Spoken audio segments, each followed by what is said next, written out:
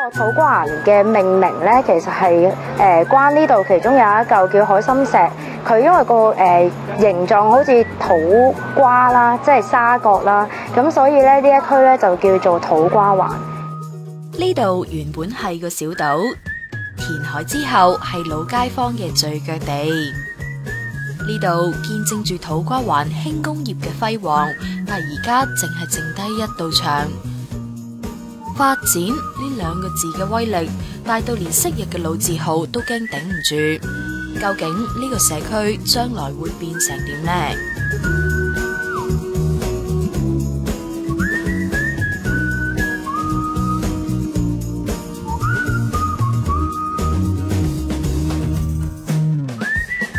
人同人之間嗰個關係又好似突然間因為嗰個城市嗰個發展咧，會有一個好巨大嘅變化。咁個發展上邊係冇考慮到呢樣，淨係睇錢或者睇經濟。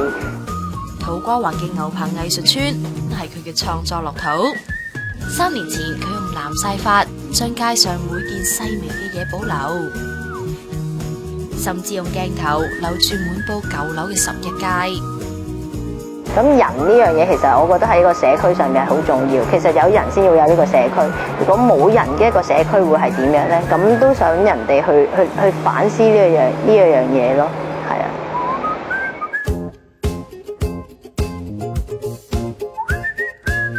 舊區咧個人情味個味道會比較濃啲，咁我哋亦都係想做一間有人情味嘅咖啡店啦，令到客人可以同我哋有好多嘅交流咯。呢班曾經喺5星級酒店做嘢嘅後生仔女，偏偏就揀咗喺呢個舊區開鋪，有手沖咖啡、冰極咖啡等等，客人仲可以欣賞咖啡師嘅手藝啊！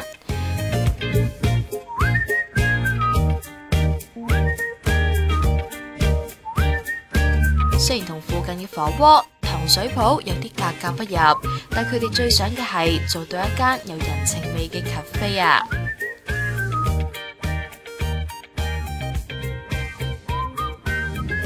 原本喺蘇豪區開西班牙餐廳嘅佢，嚟到天光道就開咗2間鋪。佢覺得呢區嘅老牌西餐廳賣嘅係港式西餐，但其實都有好多有消費能力嘅後生仔，寧願俾多100幾十，坐得舒服啲，食啲高質素嘅嘢食，俾多個選擇佢哋啊！